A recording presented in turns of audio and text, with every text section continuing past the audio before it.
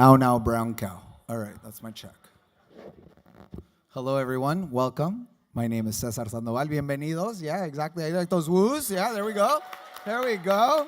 I like that energy. This is a good start. My name is Cesar Sandoval. I am the national ambassador for Ava Solo Whiskey and Ixta Licor de Lote. But most importantly, I'm a lover of everything Mexico. So welcome here. It looks like you guys are also lovers of Mexico. If you are, please, there we go. So thank you for spending the time here. I know it's a very busy schedule, very hectic, but thank you for spending the time here with us. It obviously shows that you're interested in not only education, but preserving the Mexican culture, history, spreading that Mexican hospitality love. So thank you again. And before we start, really the people who put this whole thing together are the caps, the people that are putting all the spirits together and everything. So give it up for them. Justine, thank you. You're amazing. And your whole team. Can I switch to this? Whoa, technology. All right. So in front of you today, you have some tote bags, I guess behind you to be technically right. And in those totes, if you want to look, you have some jicaras from Mexico, which are really awesome. Take those home. The totes are limited edition totes. They're really, really awesome. So each one of these panelists wanted to give you a gift and thank you for being here. We also have medium. We have some face masks from Michoacan, right? Can you tell us a little bit about what that face mask means or what it represents? Yeah, I know thank you very much. I'm so happy to be here with you. Thank you for coming. So if I have some trouble with my English or vocabulary, I have my friends who can help me. So it's very typical. Have you ever been in Michoacan? It's something very common. And some are representations of evil. And have you... You mean the demon? Yeah. Like evil? Yeah. Because for them it was strange. It's something very different from because they didn't know anything about it. That's very Catholic. So it was like a kind of, they said that if you do this and if you do that, then you're going to be an evil. So they put, then we're evils. And it was like, and also they have, maybe that's a very typical danza? Dance with all the people, that one? Danza de los Viejitos, so it's very pink. They are very pink because for them the skin from the Spanish it's pink. Rosito, sí. So you have some artisanal. And if somebody is missing, maybe. Oh yeah. So look into your toe. Not right now, or right now, go for it. If you are missing a face mask or anything like that, there's an artisanal Michoacan sort of artisanal thing that if you are missing in your tote at the end of the seminar, you guys can come up and ask Medium for one. You were missing one. Don't be greedy. If you got one, you got one. So. And then we also have a Don Fulano little sort of notebook and pen. I suggest taking out that notebook and pen. You can also just write it on the tasting mat. Take some notes. Write your questions down. We love questions. We love interacting with you guys, so please don't be shy today, especially if you've had enough liquor. Let us know what you think at the end of the end. We'll have a Q&A. And as far as the tasting mat in front of you, we have 7 spirits that we're tasting, lucky number 7, and they're very regional to Mexico. So we're going to go all over Mexico. This is a subject that can take hours. Maybe we have 2 or 3 more seminars on this because it's really such a broad perspective. But in this case, we're going to shrink it. We're going to showcase some Mexican spirits. So just like good Mexican hospitality, and good Mexico, we need to start with the cheers. So don't drink it all, but on the top left-hand corner, you have Don Fulano Fuerte. It is the first 100 proof tequila. Take a little sip because we're gonna taste properly in a little bit, but I'd like to cheers with all of you. Let me get something here. Salud. And salud to all of you. So cheers, salud. Eso.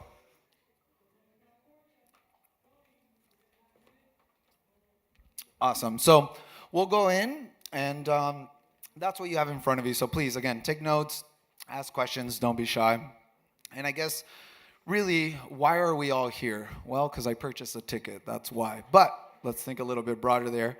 And really, it's because we all have an interest in Mexican spirits or culture. So whether you think agave is so hot right now, which it is, there's so much more to that. So welcome to Mexican Spirits. Agave is just the tip of the penca. Thank you for the pun. I know it's corny, that's me. But there is so much more for Mexican culture and Mexican spirits to be told with this. So, one of the great facts is that tequila has been, and however you feel about spirits, I think tequila has done a wonderful thing where it has opened a road, a mind to consumers, to guests, to bartenders, and it's sort of been the gateway to all other Mexican spirits. And I know we think that we graduate from tequila to mezcal and sotol and raicilla, and there's so many, many, many more things. But tequila has done such a wonderful thing for all of us, and which has really just opened the doors for everyone. So today we'll take a dive into 7 of those sort of regionalities and regions. But Mexico, even if it's not distilled, there's fermented beverages, tepache, there's unfermented beverages, pinole, atole, and so forth. So hopefully, again, this is a very short seminar, an hour and a half or so, but hopefully this spikes your interest and you take your own initiative to kind of research those spirits. So I really can't think of a better way or a better group of people to introduce. So I'd like to introduce my panel here. And we'll start with ladies first because we are at a Mexican seminar, señoritas primero. And so I think I'll start with you, Miss Emma, since you're closest to me. So Emma is a journalist. She's a photographer.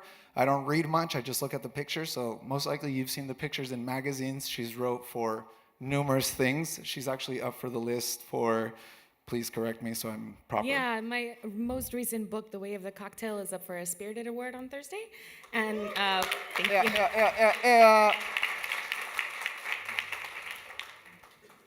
Sorry. Thanks. Go for it. Okay, well, she's written for Punch, Imbibe, for many things. So you've definitely seen her work, New York Times, Eater, all that good stuff. And she's amazing because she has such a different, broad and perspective view of things that's really, really awesome.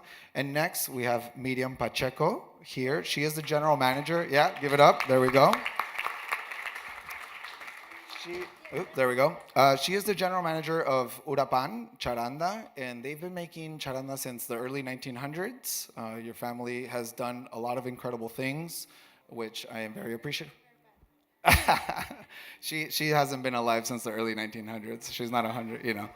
But anyways, they've been doing a lot of great stuff, and I'm really happy to be here. One of the most humble, one of the most beautiful, interesting people here. So really thank you. And then we'll move on to Sergio. Sergio is my old boss. So cheers, Sergio. Sergio Mendoza Garcia Bueno, founder of Don Fulano Tequila and Derrumbes Mezcal, which you will have here on your tasting mat. And Fuente Seca. There's so much more to say. Sergio, do you want to add to your biography? No, well, thank you first of all. No, it's an honor to be back at Tales and sharing a panel with these fine ladies and gents. No, basically my family has been farming agave in the highlands of Jalisco for 5 generations, and that's where it all springs. No, we also run much later. No, we've been 5 generations farming agave, only 2 generations distilling. No, tequila, of course, in Jalisco. But that also led to other projects like Mezcal Derrumbes, where we collaborate with amazing producers all over Mexico, no? And that has been a journey of its own. But yeah, grateful to be here, and thank you, Cesar. Salucita, thank you. And then next we have El Doc, Ivan Saldaña.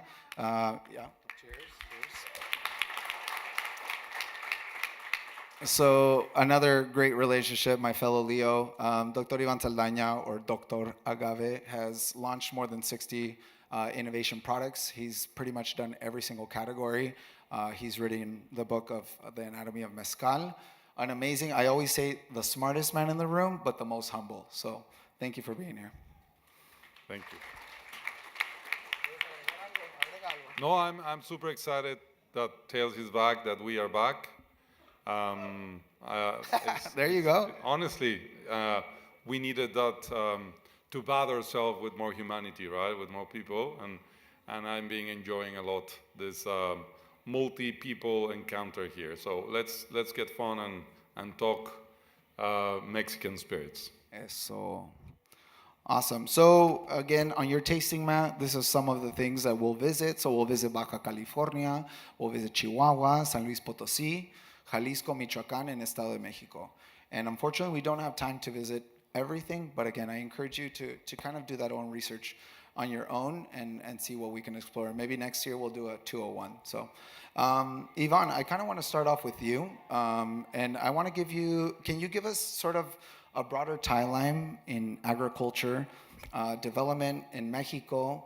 How did distillation come to be? Just give us the broad general interview into Mexico. So Mexico geographically is a very interesting place for spirits and also for agriculture. First, because of the location in terms of the latitude, so and also the orography. So we have cold weather, desertic weather, jungles, etc. We are one of the mega diverse countries. We are in the list of the top 10 mega diverse countries in the world, and lots of the things we eat, lots of the things that are part of the world's food chain, let's say, were originated in Mexico. Agriculture was developed or discovered around in 11 different sites around the world. That's what is estimated. Mexico in the Americas, after long time ago, human crossed in the last glaciation through Alaska and start to go down, established, or the first site to recognize where agriculture was Oaxaca, actually. And in the evidence was in the caves of Yagul, that is very close to Mitla in the Central Valleys. But also Mexico is a place where when the Spaniard arrived, served like a base to connect with Asia. So a lot of the biodiversity from Mexico traveled the world, and also other flora from different places came into Mexico. And we will discuss things that are truly, truly Mexicans that maybe didn't originate in Mexico, like sugarcane, for example. But also we will talk about other things that travel. More or less 500 years ago, the first real globalization occurred. And that was when the Spaniard arrived. They were already conquesting Southeast Asia, and agave traveled the world. The grapes were distributed everywhere, including Mexico, but you find them in Argentina, South Africa, and well, we joined that part of that. So Mexico, in that sense, is an incredibly rich place that brings multiple crops to the world. In terms of distillation, we have both influences. The one that the Arabs established, the alembic, which is an Arab word. Alcohol is an Arab word as well. That was or came to us through Spain. And then also we have the Mongolic still that basically came from the coconut distillation in the Philippines, as well as other exercises which is traditionally made with clay. There's a big discussion if Mexico had distillation earlier, and if they did, the evidence is from 3,000 years ago. It's highly probable that none of that distillation actually influenced what has been found today in Mexico. What is found today in Mexico has an enormous similitude to what exists in Asia and exists in Europe. So again, there's not many cases in which distillation was discovered or invented. For me, it's more a discovery than an invention, because the cycle of water evaporating and condensing is such a natural thing. But in Mexico, we have this joinment of everything European, everything Asiatic, and then everything that Mexico has to offer. And that's why it's such an extraordinary place to explore the possibilities in terms of distillates. Love it, thank you. So with that being said, I think most of us know the tequila. Tequila was sort of that gateway. So Sergio, I know we did a little toast earlier. Can you tell us about what we were drinking and a little bit about that? Sure, that was Don Fulano Blanco Fuerte. We have two blancos with Don Fulano. This is the Fuerte, as opposed to the regular Blanco. This was actually the first Don Fulano product that we distilled after many years of trying things, but it was distilled. So first Don Fulano Fuerte was in December 2002. So just as Tales, we're about to hit 20 years. So yeah, it's a Blanco. It's all Highland agave. It's all been state grown. We select maturity like very precisely hand by hand. It's natural autoclave cooking, 1 atmosphere of pressure, fermented part with the bagasse and part without the bagasse, and distilled in copper. It's the highest proof of the spirits we're going to try today. So, but we're at Tails, no? So, salud. Salud. Don't forget to drink some water when you pass to the next one. Boo. No, I'm just kidding. I'm kidding. Drink water, please. Yeah, so starting with tequila, I know we're all professionals at drinking and all that good stuff, but try to extend that spirit, whichever one you're doing. Usually the first sip, you're not gonna try to uncover what you're tasting. So take a sip, acclimate your palate, don't even think about it. It's just a little mouthwash, a little rinse, and then the second and third and fourth, you can do it. So now we're going to Jalisco with Don Fulano Fuerte. And while we're on that subject, Sergio, why do we think like the spirits like tequila and mezcal, why do we think those are the quickest and the reachest to reach sort of consumers and trade? I know we think of it as it was quick, it was the explosion, it's the gateway, but what are your thoughts on that? So first of all, there's the uniqueness of the agave, no, and that I think is key. No, we're going to be seeing that there's a broad range of spirits produced in Mexico, but the agave having the place that it has now has a lot to do with the uniqueness, no? And the uniqueness in a couple different ways, no? There's, first of all, the uniqueness of the agave, no? With all its majesty and its biodiversity and its complexity that spreads all over Mexico, no? That we can do whole seminars about that, no? But there's also the general uniqueness of the agave as a crop, no, as a raw material to create spirits that makes it very particular.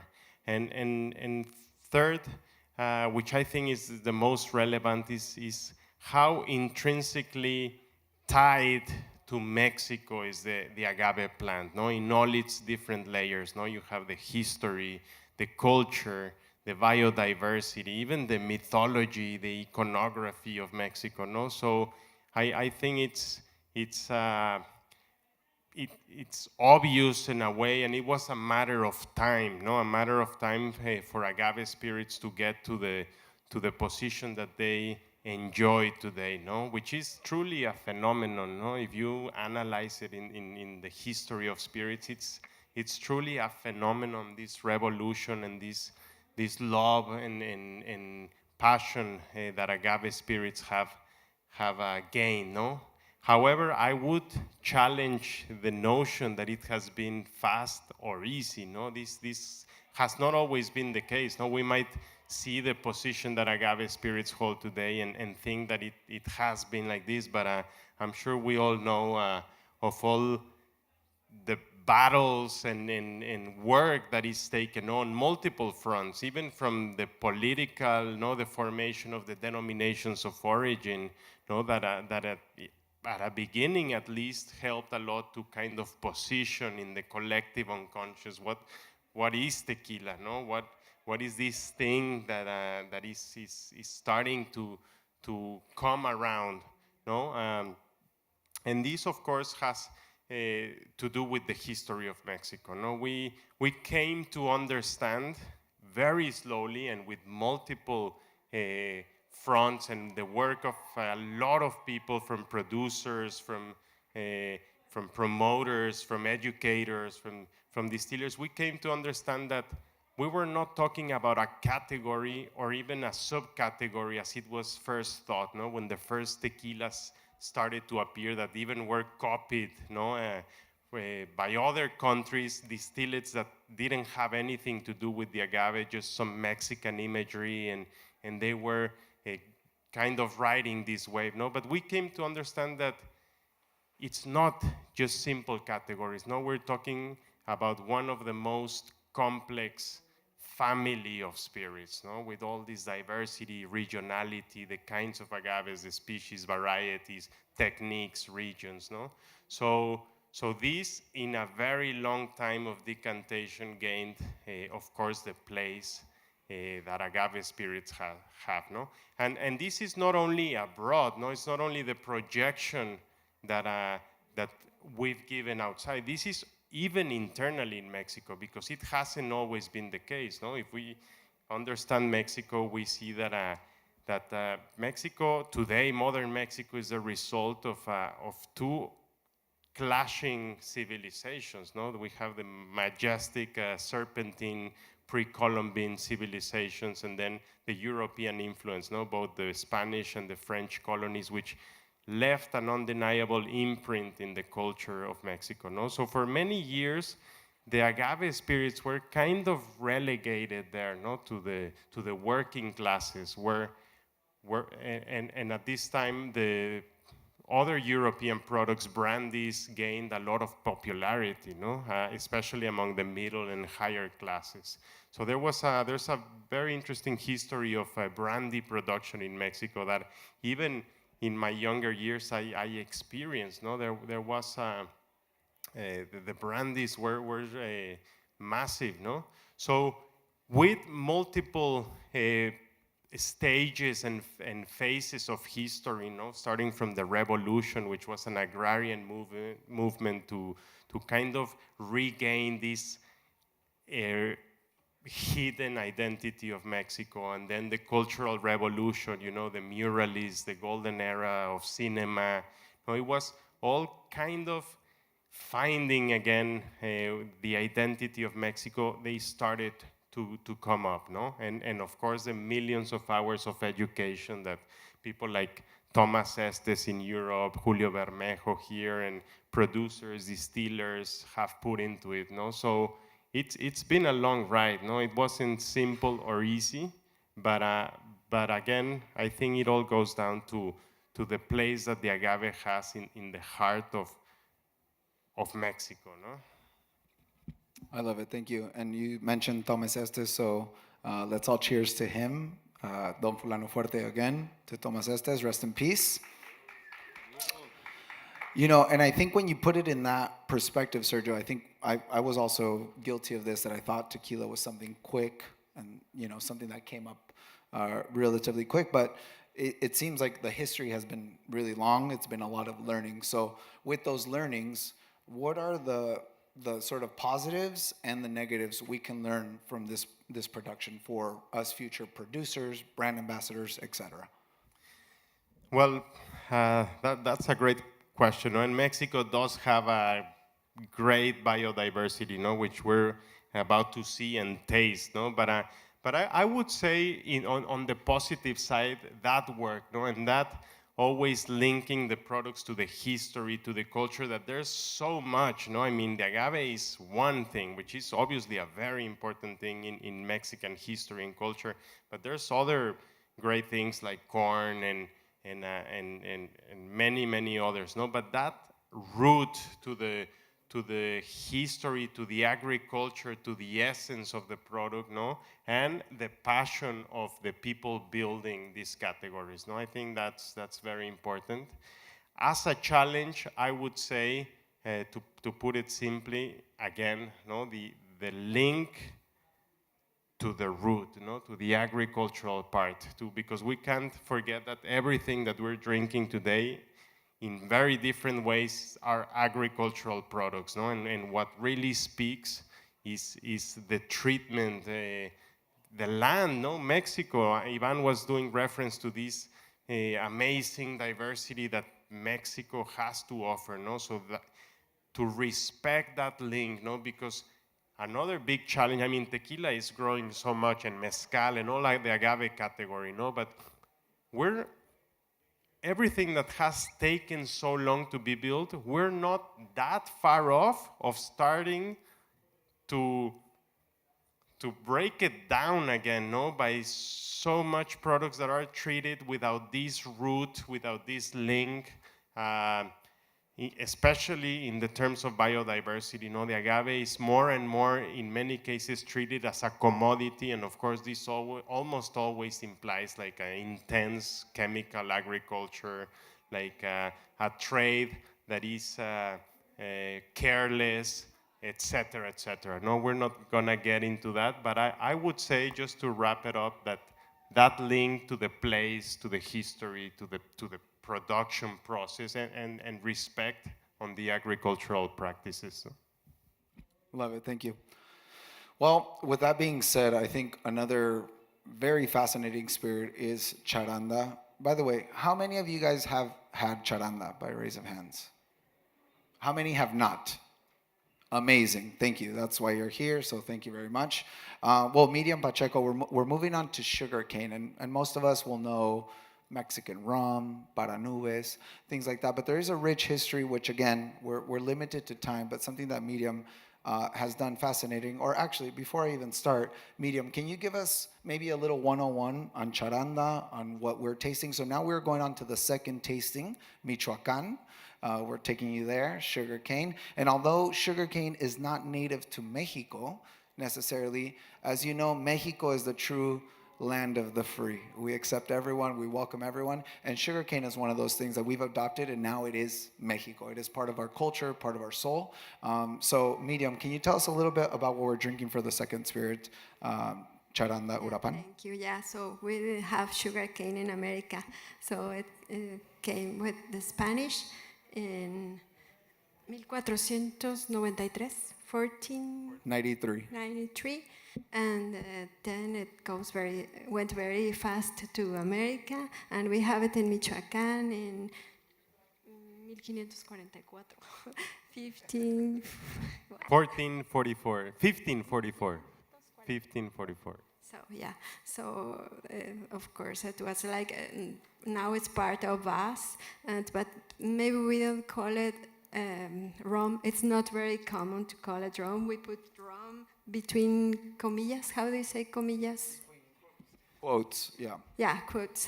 It's rum. But because for us it's common to say aguardiente or Aperitivo.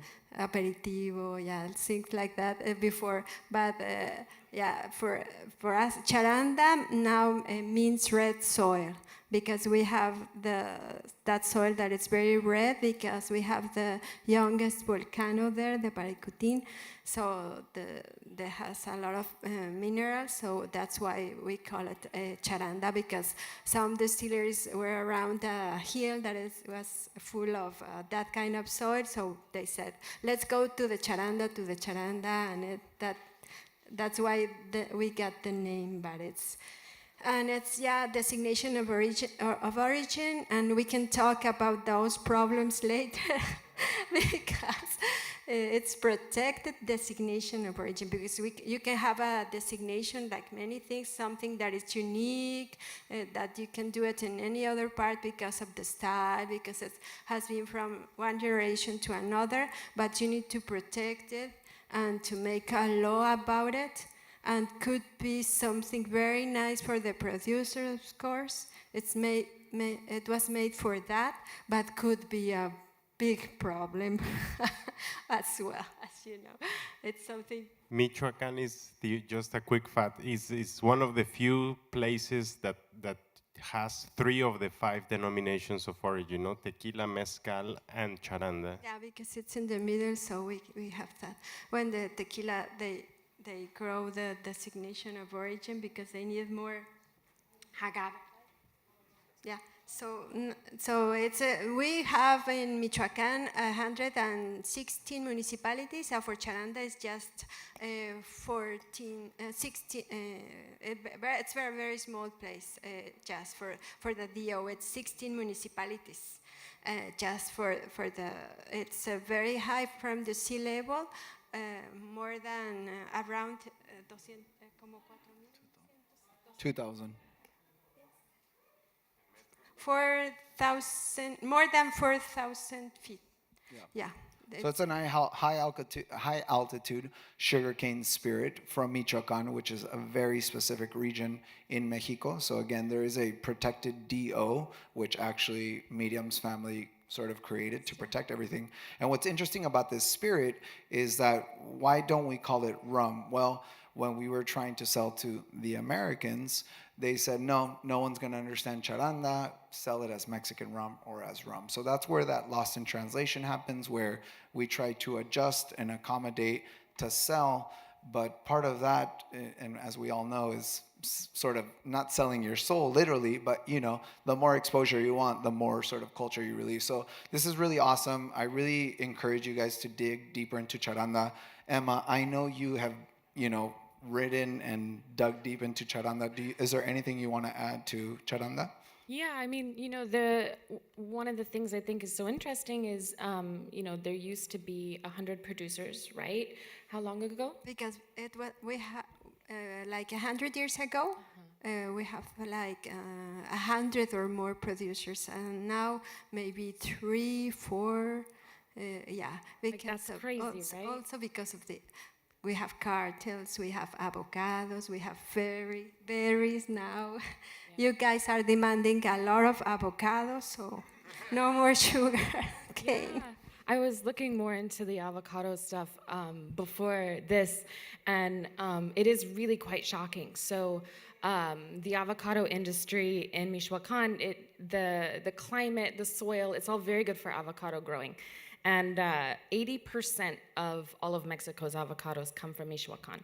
There are over 30,000 orchards. And the most mind-blowing thing that I found was Michoacan is like the size of West Virginia.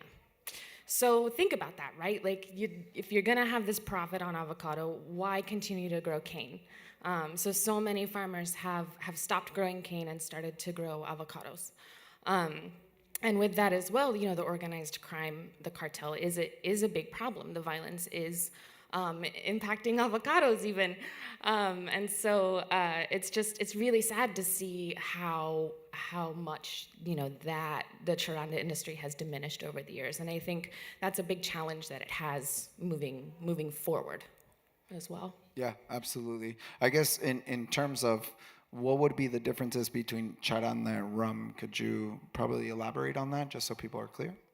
Yeah, I mean, there is, like we were saying, the cane grows all over Mexico, and so there are different rums and aguardientes made in different states. Most of the ones that we do get here right now are from Oaxaca, and most of them are just the fresh pressed cane. So similar to, if you haven't had any of them, similar to like rum agricole from Martinique or cachaça from Brazil. Other kinds of rum around Mexico are also made with piloncillo, which is a sugar from Mexico, and then the charanda is also made with molasses, right? And sometimes a blend of both. Yeah, molasses. for charanda you can have it with piloncillo, molasses, or fresh juice, and you can use a column or a copper pot still, or even the Filipino style. So it's very open the way you can do it, and you can blend it, and that it's that when it's a single blended. Now we use those terms like whiskey to explain better. It's something that we learned from Richard Seald, that he is doing that a very good job about that, and just to explain better what is it and where you're drinking and all that. So that's why we added the label that to communicate better. What do you guys think about the charanda? Yay, nay? There you okay. My bad. I love it. Make a daiquiri in that. Maybe sub the simple syrup for Dinksta. Shameless plug come there, over. huh? You are all invited. Shameless plug. Maybe Come. a corn daiquiri. You never know. Awesome. So Charanda has gone through its crazy challenges, as we talked about avocado, berries, and even agave. Although we come from agave, I think this whole thing is about balance. I think, when I go to bars and I go to a bar and they say, well, we're a agave bar. So do you have charanda? Do you have, Mexican whiskey and all these things? So I think life is about balance, as we all know. But I think your bars are also the same thing. It's about balance. It's about actually doing the research. I think at times I get it, poor cost and all that good stuff, and money's flowing in.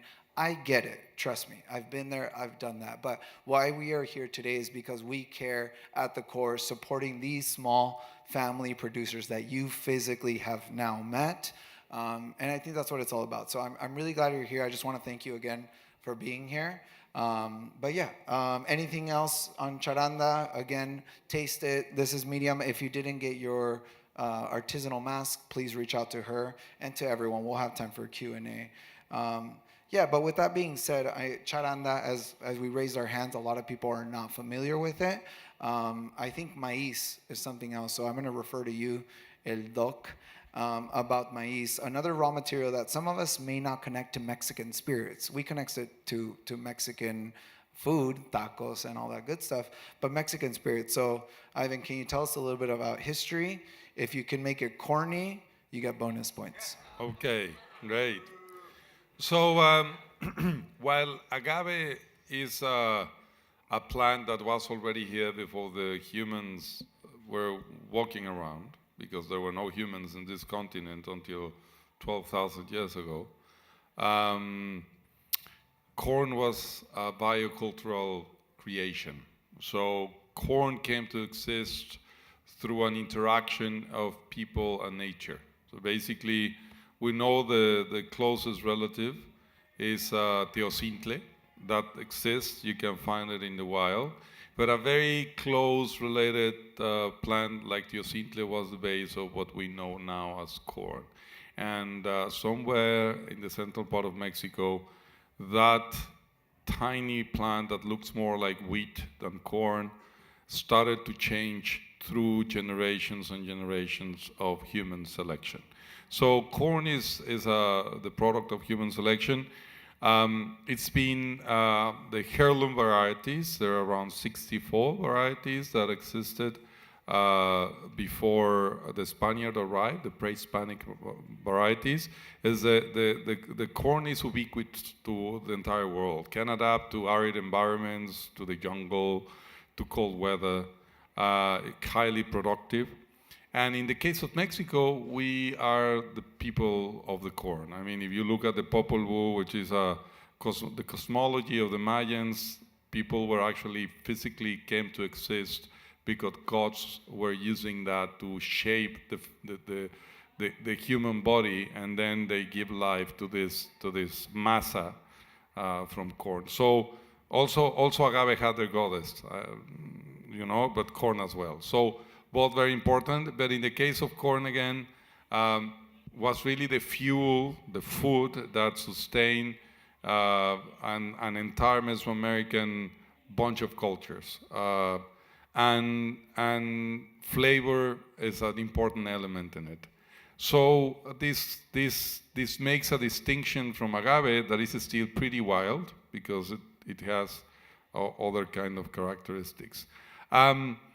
What I would say is the corn in the US is very different from the corn in Mexico, because in the US it's a machinery to create secondary products. I mean, corn here is mostly used to make high fructose syrup, to feed cattle and porks, swine, you say, I think, and to make biofuels.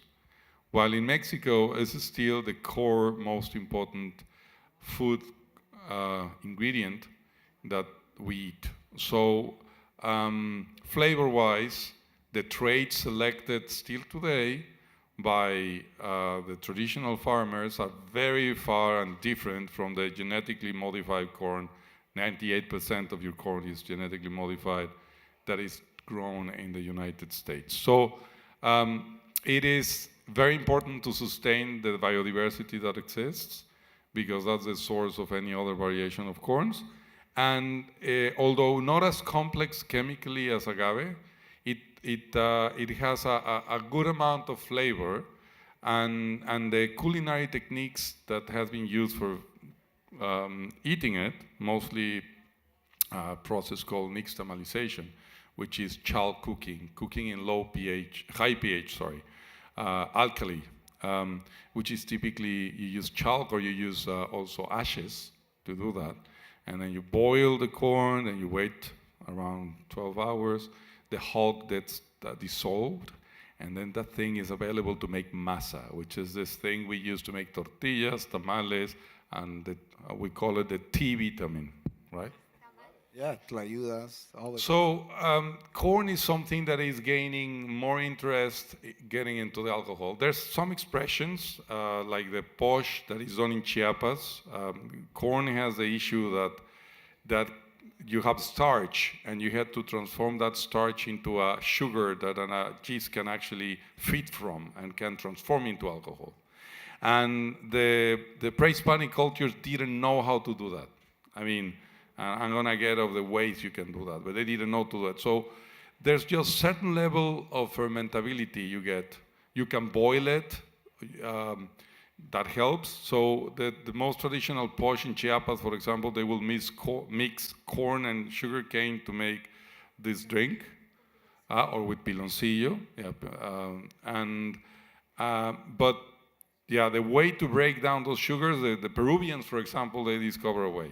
Basically, they discover to malt, just like the Irish and the Scottish. For them, they do a fermented drink called jora, chicha de jora. But those things were not known in Mexico.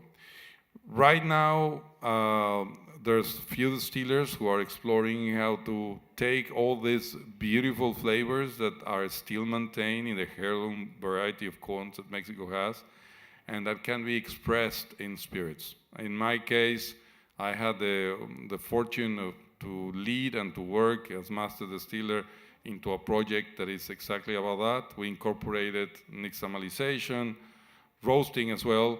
In the north, we have something called pinole, which basically you roast grains by putting them in typically a clay vessel full of sand, which is silica sand, and then you put the corn and then you put it in the fire, and the silica sand will transfer the heat to the grains, and they will roast them. And then you make a powder, and it's full of energy. That's what the Tarahumaras uses to fuel their bodies into super long walks and run. They are the ones who gain the medals in the Olympics for the Mexico team. They are really good runners. But and they used to run with pinole there. So we've been exploring how to bring all those wonderful flavors into the world of whiskey, something that was not being made here. But that's kind of the innovation that Mexico has been doing. As mentioned, sugarcane came. We do spirits since quite a long time, but in its time it was new. And now we are taking corn and bringing all these Asian techniques, culinary techniques, to produce new flavors in whiskey, and also making liqueurs from tender corn. So we believe that all this diversity brings an enormous opportunity to offer novelty from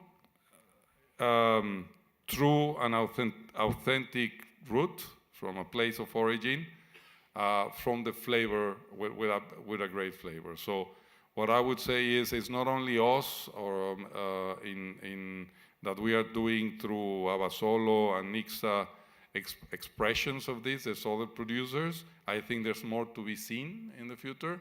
But corn is for sure one of the authentic ingredients that had been in Mexico for thousands of years that have a great potential to be valued, recognized through the world of spirits. You're so majestic. I love it. Oh my goodness. I forgot what my next topic was. Before we continue, I see some open seats, so I'd love all the ladies first in the back that don't have a seat. If you guys can help your friends out here, guys, give them some seats open so you guys can experience. So please come first. And then if there's still open seats, ladies, then the gentlemen. Don't be shy. It's okay. Not coming will feel like hurting our hearts. So can you guys point them out for them, please? Thank you. Let's take advantage there. All right. We still have open seats. We got like 3 over here, guys, in the back. Come on, don't be shy. Come on, sit down. Take some spirits. There we go. Liquid courage, I see. 1, 2, 3, 4, 5. Come on, guys. We're cooking over here like carnitas with the lights, huh? Be nice and roasted and toasted. All right, we still have 3 seats, guys. Please don't be shy. Come up. Come on. No one else is coming. We're towards the end. So please come up, experience, drink. And what I did realize is that on the tasting map, that I don't have in front of me, I'm sorry. We had Don Fulano Fuerte, Urapan. We skipped Las Californias and Derrumbes, and we skipped to Maíz, to Estado de Mexico Abasolo whiskey. So that's what we're tasting now. That is the beauty of Mexico. As he said, Teocintle, the grain of the god in Nahuatl. It is very important to our Mexican culture. I think the United States and Mexico have literally polar opposites of what corn is. But the beauty of this spirit of this Mexican whiskey is that we're using 100% non-GMO corn. We're nixtamalizing, as Ivan said, the process where you convert corn into gold or corn into masa to make tortillas, tamales, tostadas, tlayudas, and I can keep going. So it's a Mexican sort of fundamental technique of gastronomy. So really, really awesome. But while we're here, I'm going to sort of retract and go to Las Californias gin. So this is the third one. First, second, third, bottom left. Ivan, can you tell us a little bit about Baja California, of Las Californias gin, and how that connects to Mexico? So, well, again, the diversity of different raw materials plants are not only those that provide sugars to make alcohol. There's certain categories like gin or distillates that use botanicals as a base that are wonderful to express the diversity of what exists in Mexico. And in this case, not only in Mexico, but what used to be Mexico, and it's not anymore, which is Higher California. That is a natural corridor that before any border or any political separation existed. So if you think in Baja and Alta California, I mean, on the left you will have the Pacific Ocean, the largest ocean that exists, and then you have valleys, and then finally the Sierra Nevada that divides Nevada from California and other places. But when you go down, you will have the Sierra de Juárez, and eventually you will fall into the Cortez Seas. So that long corridor, which has around 1,000 kilometers of distance, I mean, it's a really broad, longitudinally, it's really, really big. You can put entire China inside. If you go to the old world, the north will be above like Portugal and Rome, and you will end in the north of India, if you go like that. So such a long territory is full of diversity. You go from being at sea level to peaks that has snow the entire year. So what we wanted to do in Las Californias is to prove that plants as ancient as juniper, I mean, agaves are 10 million years old. Agaves established in America once the continental drift, remember that from your primary courses, that the continent separated.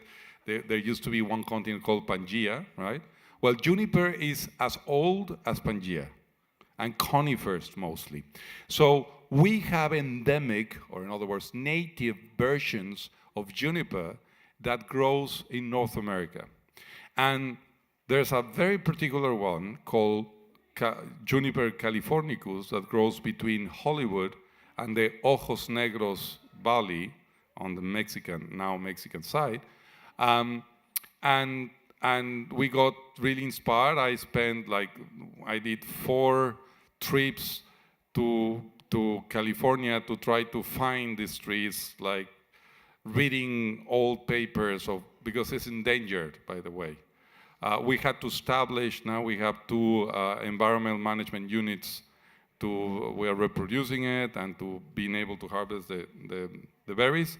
But we are expressing all that diversity now into a gin that utilize a different species that the one everybody uses, that is Juniper communis, that typically comes from the Balkans, from the Mediterranean and that kind of, with a local particular juniper.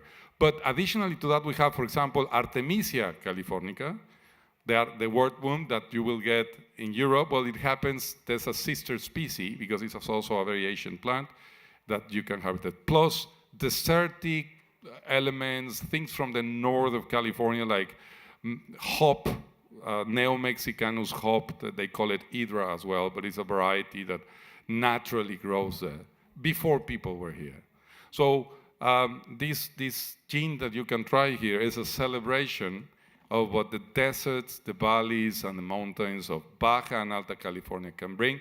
And it's an invitation, an emotional invitation in a way, in a region that is so influential in today's world, where so many cultures have merged, so many people have traveled there. The real American dream, which is not really American only, but is the dream of the individual who has and wants to make their dream come true, respecting others and respecting nature. And in that sense, the same happened for us in our side of California, which is Baja. The idea of this gin is to celebrate that through the diversity of multiple botanicals that are integrated. So, cheers. What is this? This is, again, Las Californias gin. We don't have it here? Yeah. Oh, there we go. I was getting lost. Here. So. And again, guys, you for can those of smell you and just taste. joining, there's a ton of open seats. Please sit down, drink some spirits. Don't be shy. You guys work at a... So the juniper is less peppery. It's more sweet. And it's also a little bit citrusy. More like, ¿cómo dices? Té de limón? Lemongrass. More lemongrass. lemon tea. Lemongrass? It has notes of Okay.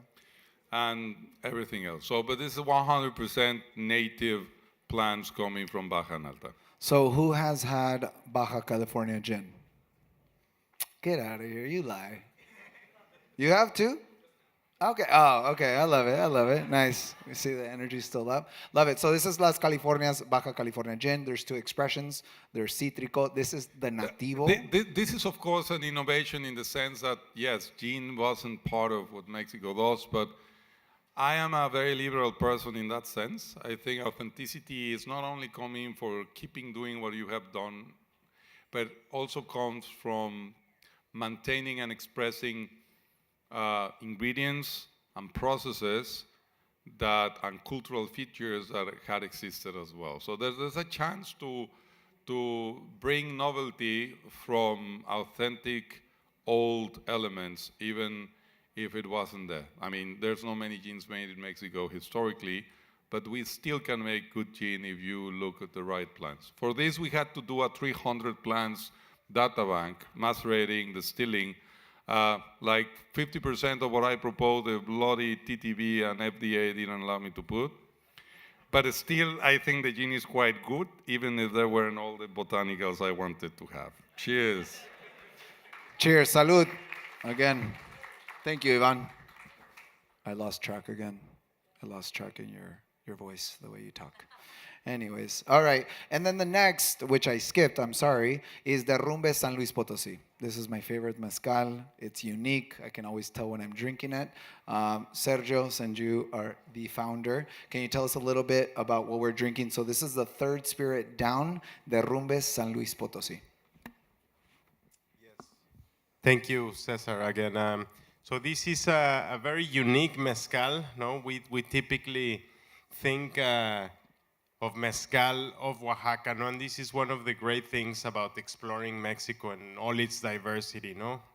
And mezcal is one of the biggest denominations of origin. So it not only centers in Oaxaca, even though the state of Oaxaca in southern Mexico and Jalisco and kind of western have the biggest diversity of agaves. There's a great number of fantastic expressions, no, of mezcal. This in particular is San Luis Potosí, which is a state in Mexico. It's a high plateau. It's a pretty arid land, no, desertic. And this product is produced in an old hacienda, beautiful place called Laguna Seca. No, it's made 100% of an agave called Salmiana, which grows in that area. Oh. It's delicious. Yes. Miriam says that there's a big jalapeno note, no? So it's Salmiana it's for me. I mean, it's one of the hardest agaves to distill, no? And I say it because I've experimentally tried to distill Salmiana in Jalisco, just for fun, and it is a very unique agave, no? So it's 100% Salmiana. It's distilled in this area, of course. There's no trees. It's very desertic, so they use the same agave pencas and leaves as fuel, no, to fuel a boiler. So we kind of internally joke that it's mezcal confit, no, it's cooked in its own juice. It doesn't reach very high levels of alcohol. It's distilled to proof. I don't know this particular batch because every batch is bottled at proof, but it's always 43 to 44, no? That's as high as we can get. Yeah, so this is lot 45, and this is 44.2% ABV. But it's a good expression of a mezcal. This is, of course, agave, no, and it's an expression of the agave that it's not very common, no. We use this mezcal within the Derrumbes family to kind of open and play, and it's been very well received because it does also fantastic cocktails. As you can see, it doesn't have either the heavier smoky notes of other regions, but it's not tequila also, no? It has these jalapeno herbs. Sergio, I would like to add to what you are saying. Yeah. Because I think after coming from the gin, because that is clearly an extraction of botanicals, mostly what you get is essential oils out of all these plants. But what is amazing about agave is you have a single ingredient from which you're gonna get alcohol, because you're gonna transform the sugars into alcohol. But it's like making gin in a single sip, in a single exercise. I mean, an agave can give you up to 50 different essential oils. I mean, for doing that in a gin, you have to put a long list of ingredients, just like I did with a gin. But here, you are having this Almayana plant. Is one of the hardest to ferment because typically agaves that come from the hardest deserts, they have the risk of being eaten because everybody's thirsty and hungry in a desert.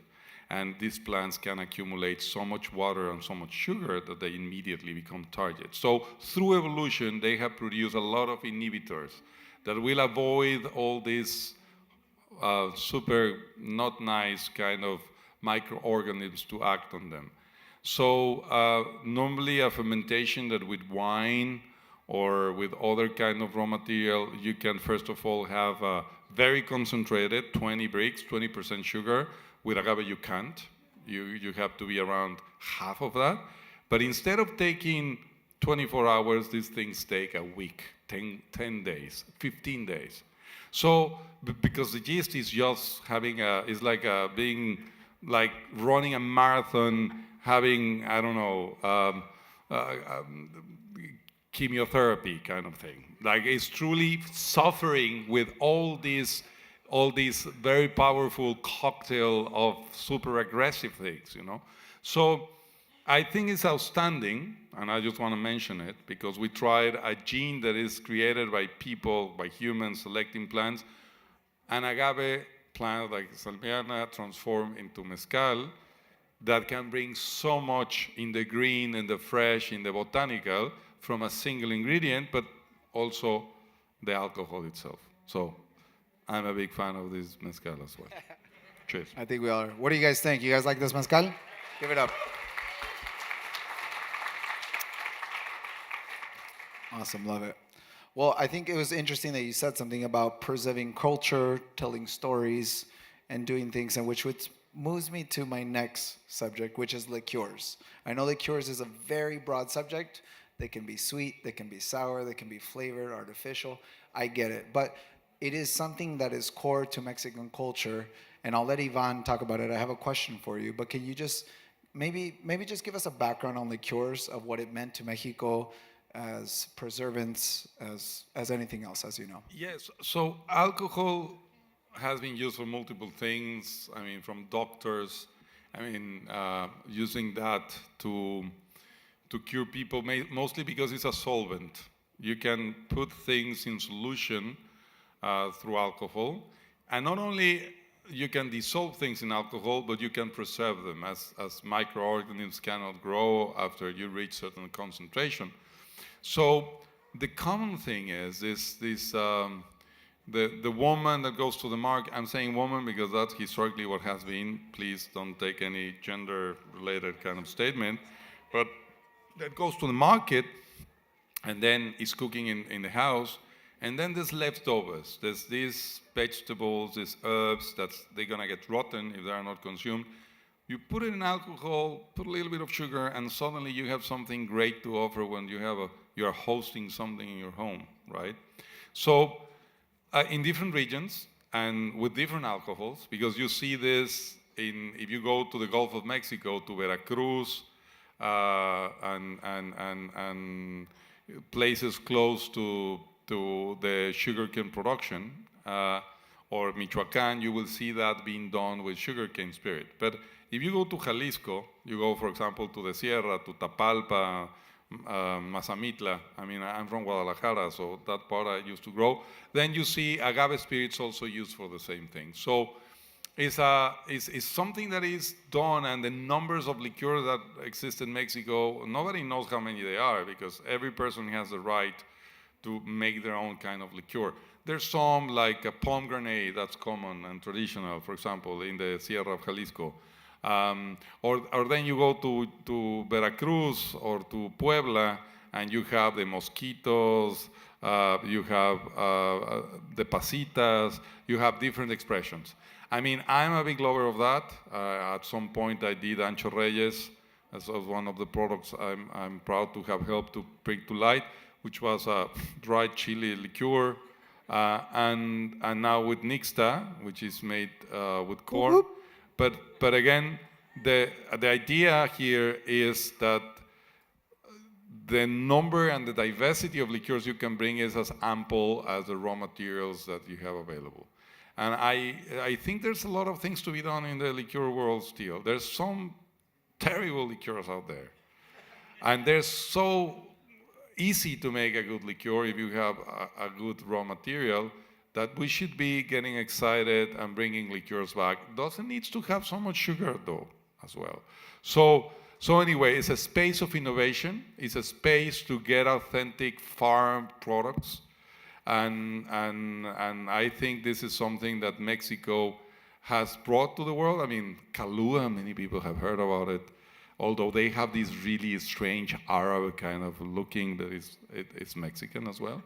So we have the chance to truly express the diversity through liqueurs as well. I love it. So in short, it's been a preservance. It's been somehow the way to preserve herbs and fruits and tell a story. So that's amazing. So now we are on to Estado de Mexico, Nixtan, Licor de Lote. We did skip Sotolero Sotol for a second because I think that's such a special treat. Although Sotol is not the agave spirit. I'll clarify that later. I'm not going to go into that. But we connect it with Mexican spirits. We connect it with agave. So I would definitely say that for your little onesie on the road. Is there anything any of you guys would like to add to liqueurs? I know liqueurs is, again, very broad and very regional to you Tapatíos, to Michoacán. Do you guys want to add anything to liqueurs? Check, 1, 2. Check. So yeah, no, just that. No, there's this amazing diversity because as you've been pointing out, no, the preserving the ingredients, no, and in Mexico, again, going back to the origin, to the diversity of climates, of altitudes, of crops, of products. I do find it fascinating when you travel around. There's a great diversity of liqueurs. Most of them that always remain very regional, no? When you go here, and they have a very important sense of place, no? You go to Tapalpa and the pomegranate that Ivan was referring to, no? Or Rompope, like so many. Medium here, right next to us, produces some amazing liqueurs, no? Based with Charanda, no? Macadamia, coffee. What else?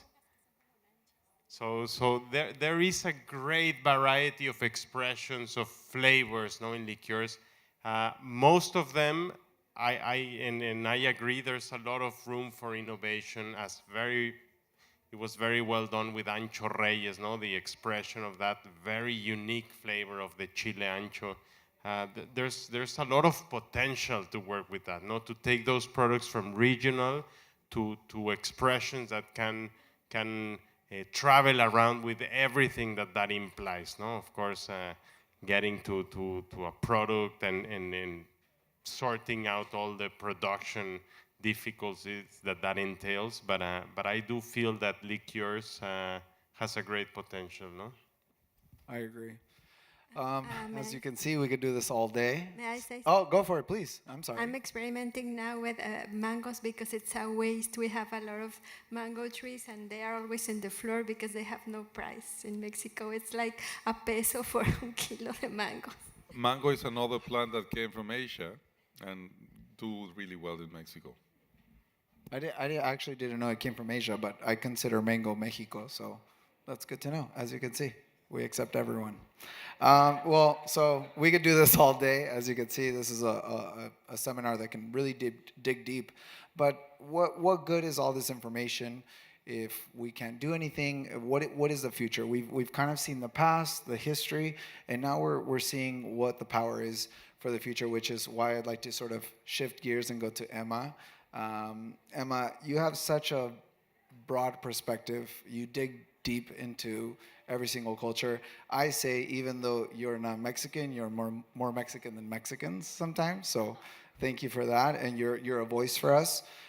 So I guess the question to you is, what do you see, or how do you see Mexican spirits in the next 5 to 10 years? What do you see happening, or what are your thoughts on that? Yeah, thank you.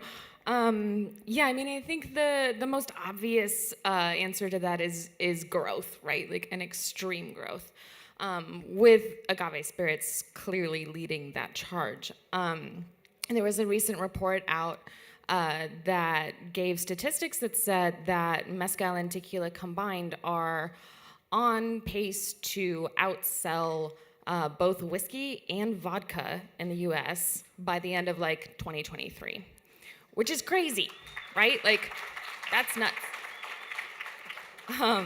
So I think as, you know, that interest. Hear us. See what? Yeah. As that category grows, I think, you know, the reason why you guys are all here is because that is sparking interest in, you know, it's the tip of the iceberg, right? Correction, tip of the penca. Sorry, tip of the penca. My bad. I want to make that clear. Tip of the penca, not tip of the iceberg. It's Wrong too seminar. Good. Yeah, it's too good to not repeat. You know, I do think that we're already seeing more cane spirits coming in. I think we're gonna see a lot more Sotol coming in. I was looking at my notes from 2017. When we had about maybe 10 labels of Sotol, but even then, they were hard to find. Some of them weren't very good, in my personal opinion. And today we have almost twice that. And there are new ones, several new ones coming out this year. You know, very interesting flavor profile. And so we're already seeing, I think, in cocktail bars around America, and not just ones that specialize in agave, but like high-end cocktail bars, period.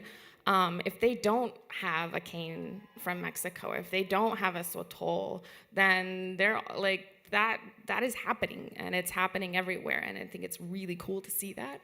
I think the big like TBD is the direction of the growth of each of these categories. So like, are we gonna end up seeing you know, Sotol become this thing, kind of like tequila did, where it is this supposed to be this singular flavor from this one place, when actual production will show you that there's a lot of diversity of flavor within that category, right? The same with rum.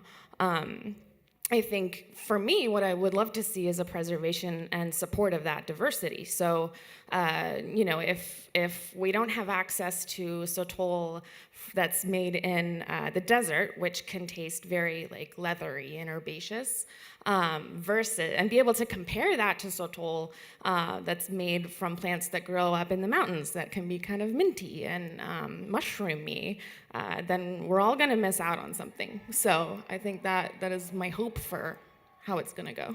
Yeah, and that was actually one of my questions was how do you think growth will affect it? But I think you touched on that, and I think we can all see where you're going, what the double-edged sword is, the dangers and the benefits. I think the great thing about not only this you guys, but it's challenging to the information. I think don't listen to Facebook or Instagram all the time. Do your own research. But I agree. It's a double-edged sword. It's beautiful for many things. I think, Ivan, you want to add something? Yes. Yeah, look, agaves are the most water-efficient plants on Earth. If you just have a liter of water and you want to drop it to some plant to produce sugar, you better choose an agave plant because they have a metabolism, they have a way of doing things that they can truly make the most of that and every single drop of water that is out there. They got adapted to the desert. So in that sense, it's a good bet in a world that is getting hotter and our environment is growing. It's a very tough plant. You can do organic agave easily. The problem is we are lazy. Instead of doing mechanical management of our fields, we want to put herbicides. And because they are tolerant, so why not add a lot of it? But there's a lot of chance to do a very nice agriculture projects out of them. And there's a lot of space. Compared to other crops, agaves in that sense are good. Sotol, for example, which right now hasn't been fully domesticated. I mean, we've been for 4 years partnering with people in Chihuahua to domesticate sotol. We are interested eventually to launch something from there.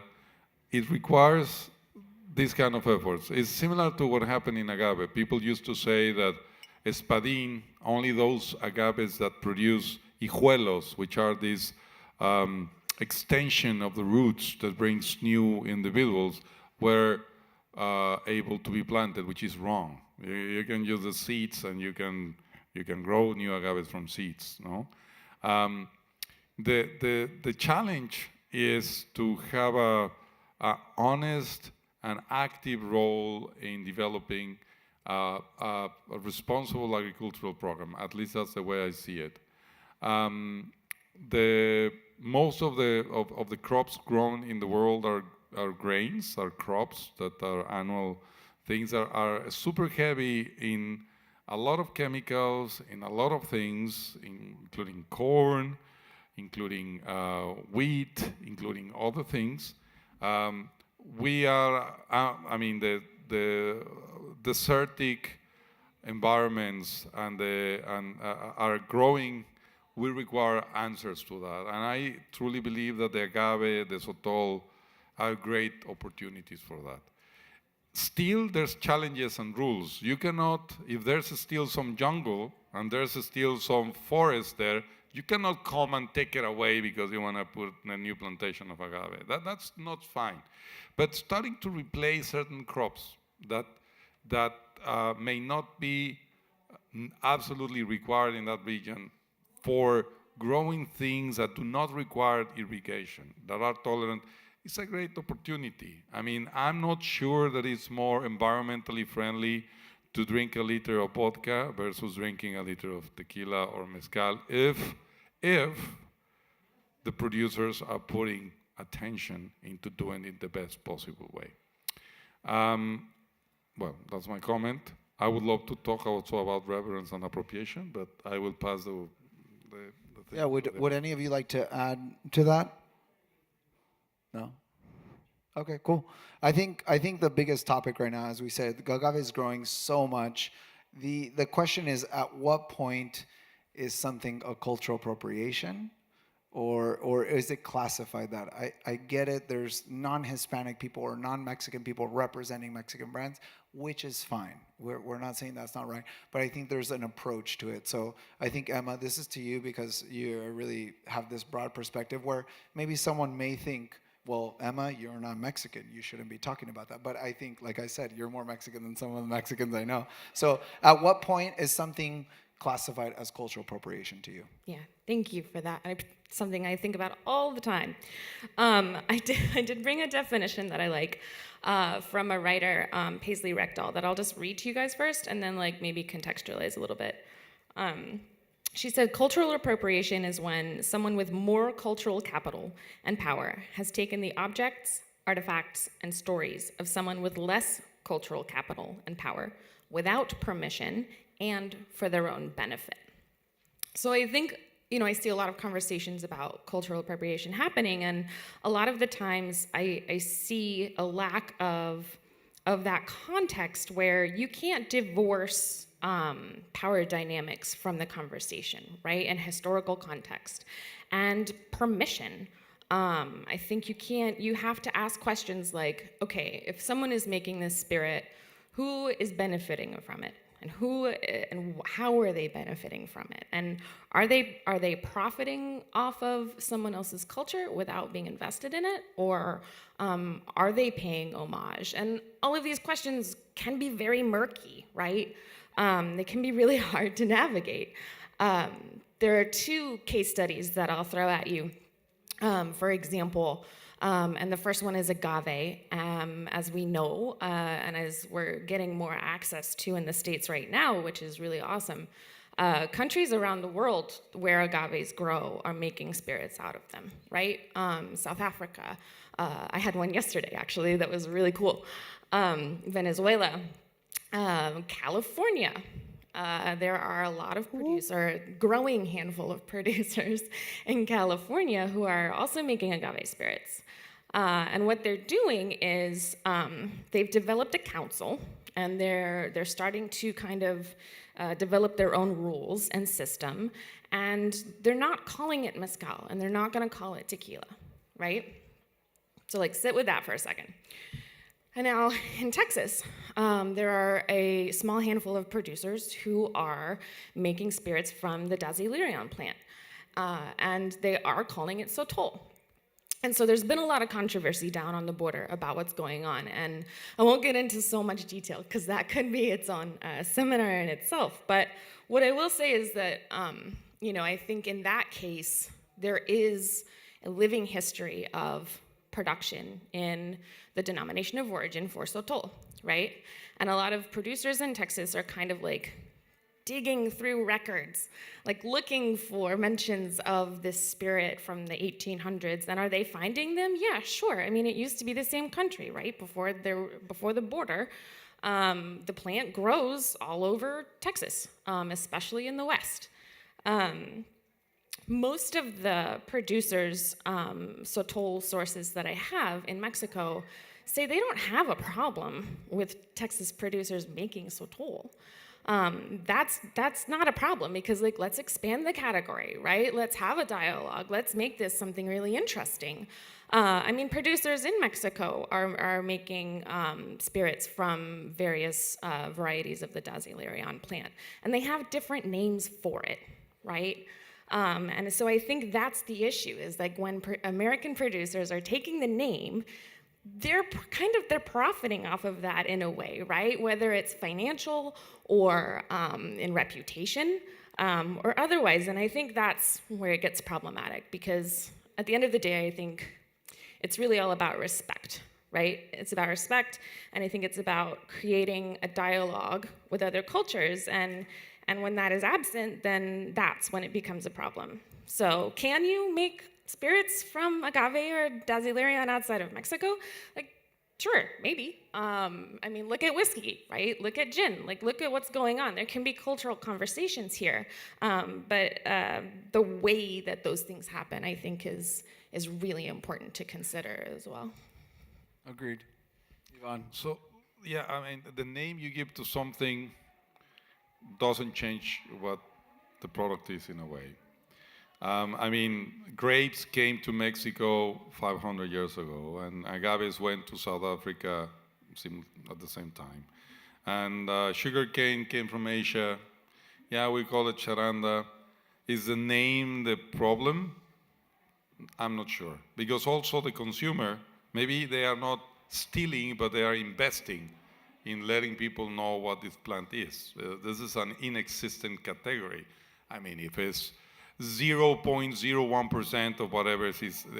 And again, I don't want to say there's not, that there should be recognition of the tradition and the generations of producers that have in Mexico. I mean, that's something that Mexico has that Texas will never have.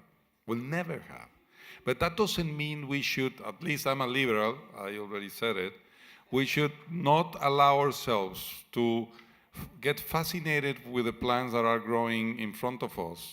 I mean, I don't know where they arrived 500 years ago, or they were already there before humans arrived, like happens with Texans and the Sotol that grows there. Even though, yes, there was some appropriation, at least in the version of the Mexicans of what happened in Texas, of the territory. But the plant happens to exist there. So my feeling is that when there's authentic intentions from the producer to express the best the product can be, that is responsible to the people who is making it, their employees, the people who touch the plant, touch the product, and sustainability in terms of the nature, the environment, I think all of those expressions deserves to be considered. I also understand people who fight about the names of things. I mean, tequila is just like cognac. Cognac is brandy, but they forgot to write it in the bottle. They just want to say they are cognac, but they are brandy. Don't get confused. Tequila is mezcal. And South African agave spirit is mezcal as well. As well as the thing is going to happen in California. If it's a political situation, because legally I understand that thing, I'm not going to get there because there's equally interesting arguments on the thing. But, and I respect that because there's many names for things. But the truth is, I believe that there's people passionate for bringing the best, putting their work, their passion, their intellect into making delicious things. Sometimes learning from the past. I mean, almost everything I do is related as well with things others have done. I mean, me as master distiller, let's say. So inevitably learning is a process of appropriation. The important thing is never forget where you are learning from. Mentioning that, giving reverence to that, and I think we shouldn't be growing borders, but instead, honestly, like celebrating that we all have great value, great recognition for the beauty of nature, beauty of flavor, and the good work that some distillers does. I hope there will be more of those, and I think there will be. And I think that's my perspective, but I will let others to complement.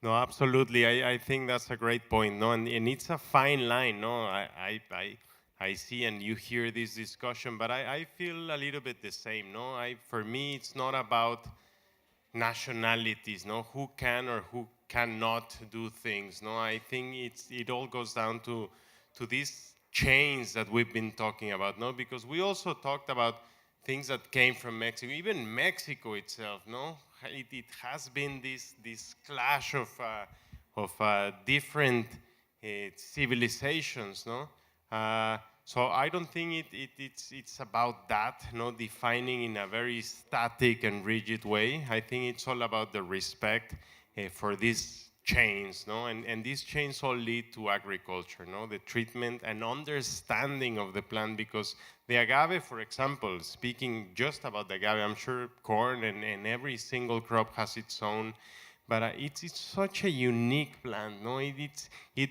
does really take understanding, no?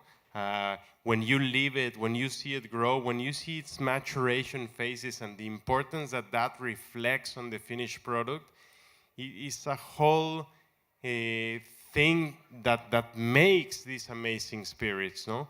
When these things are treated more as commodity, no, where we only go to the superficial level, okay, we can grow it here, and this also happens in Mexico. It is happening, no, with a lot of like very industrial products. We're not here to call out names or anything, but this treatment of commodities. I have a lot of friends in the city of Guadalajara that now are in the agave business. No, why? Because tequila is growing so much, so they just invest extra cash, and there's many opportunities where you can invest, and there's companies that pull money to rent land to grow agave because tequila is growing, no, and it's very profitable. But of course, in these scenarios, the point of great investment, return for investment is 4 years. Is a chronological time, no? And to make a great product, chronological time is not important, no? It's the physiological ripeness, is the conditions of the soil, no? It's very different for when you own the land, and of course, you want to keep it and protect it because you want to grow agave in that land in 100 years, no? So you need to rotate crops, you need to use certain techniques to avoid the use of agrochemicals, herbicides, etc. No? So I think it all goes down to this and not so much to are you Mexican or are you not Mexican? No, there has been great, I mean, in many ways, no, great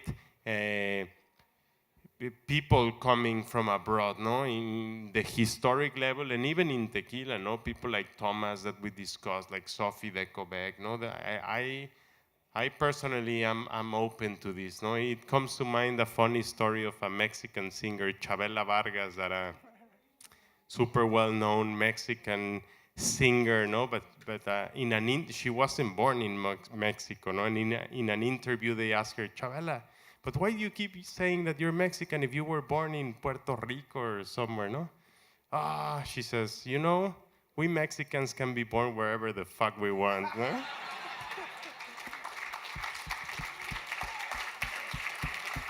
I love it. I love it. In short, Mexican is an attitude. It's a mind thing, right? So either you're Mexican or Mexicant. So keep that in the heart, all right? Well, again, I think all this information is amazing. Thank you. I know we went a little over time. We're about to finish here, but thank you again so much for your time.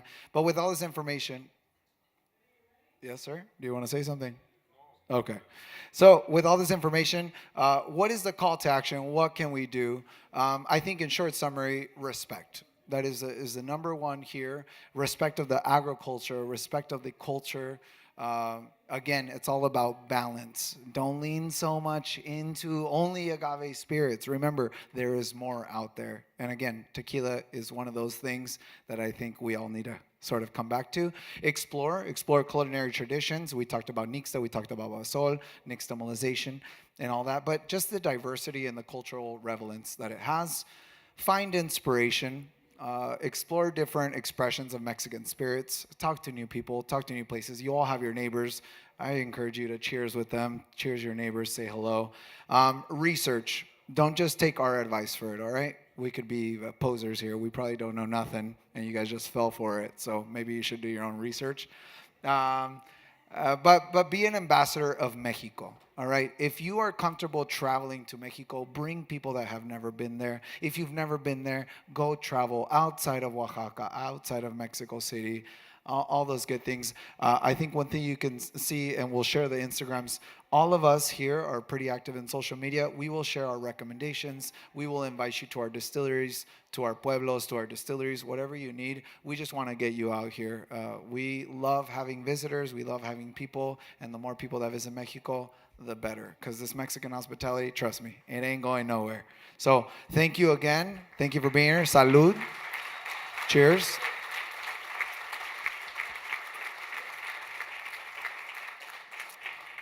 And I guess if anyone has a question they'd like to answer, I'd like to hand the mic over and ask any of our panelists or myself. Does anyone have any questions? Oh, what is this? Okay, so you have a little sugar cane stalk. You can chew on it. I wouldn't swallow it all the way, Don't but you can swallow it. It was our candies and our piñatas, but you know that. You don't know that? Yeah, of course. I love piñatas. ¿Verdad, Ivan? That it's something common in piñatas to have the paste of sugar cane, but don't swallow it. It's just, it has a charanda. But So they're soaked in charanda sugarcane rums. Does anyone have a question at all that they'd like to ask? Here, let me share here. I'm just going first. So I was just going to ask, so the rise of tequila has risen quickly in the last 5 years, but what does the future of cocktails look like? Not just only tequila, but also, corn spirits like maize and charanda in cocktails in the future. Who would like to take that question? Do they need to hear the question again? No, I could do it. Yeah. So you're asking about like what is the future of these? Yes. No, I think it's that is a good question, and I think it's one of the exciting things for us as American drinkers, right? As we get more access to these various products, the cocktails are gonna be cooler. I think. There's an old chef's adage that says, "What grows together goes together." Right? And that's a thing that I was taught by Toby Maloney of the Violet Hour and Mother's Ruin, also applies to cocktails. I think what is really exciting about that is now that we're having more access to these flavors in liqueurs that we didn't have before. For example, the anchorillas, like guanabana liqueur. Like, we don't get guanabanas in the States. You can find ways to pair that with other ingredients, and so you're actually getting this taste of Mexico out of these, pretty stable, consistent ingredients. So I had a gin. We were talking about gin earlier at Mexico in a bottle earlier this year that has hints of cacao in it because she uses cacao as an ingredient. And so imagine putting that together with the Granada Valle, I think is what it's called. It's the red bitter, right, from Mexico. Put those together in a Negroni. And then you've got this classic Italian cocktail that is being seen through the lens of these ingredients. And I think that is really exciting. Love it. Anyone? Yeah, please. I'll go to you next, okay? I just wanted to know which subplant of the Daisylarian is this particular Sotol? Ivan, she's asking about the Sotol. Can you explain a little bit about the Sotol? Which subplant is it? I Here you go. It's Mario and Cesar. okay, let me see if it's Sierra or desert. So it's Leophilium, which is a traditional thing that is in the desert, because in the Sierra you have all this. Another question? Do we have Ricardo Pico in the house? Anyone else? Who has a question? Please. Hi. I think my question was for Sergio. I noticed when Emma was talking about ways when it comes to like how the soil is kind of being overused, and the fact that with the growth of agave spirits, that soil is going to continue to be used a lot more at a rapid pace. So I was just wondering, like, what do you think are some of the things that can kind of phase that down, or ways that you could kind of like extend the life of that soil? Or do you feel like that's at some point, like, it's going to have to be a real discussion of like, what can you do to preserve the agriculture and the land that exists in Mexico, because it's a really important part. So I was just wondering, like, if you had any ideas of like ways to tackle that challenge. No, absolutely. I mean, that's a great question, and it's a complex subject, but just to put it simply, there are ways of preserving the soil, no? And that's well known, because that's a common practice of agriculture, especially, as I repeat, when you own the land, no? Because you take care of it, and the most simple is either rotation of crops or multi-crops in the same. No, what really degrades the soil is first monocultives, and of course the heavy use of agrochemicals, no? Because most of agriculture today is a chemical agriculture. You need to feed with a lot of herbicides, Pesticides.